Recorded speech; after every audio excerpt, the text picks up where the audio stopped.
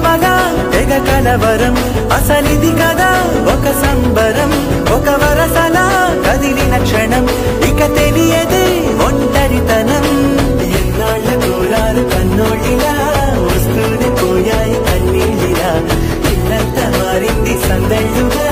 మీరంతా ఉండాలి వందేళ్ళిలా మనవారే వెనకుంటే మరణాన్నే మరిచేది మనసంతా వెలుగేన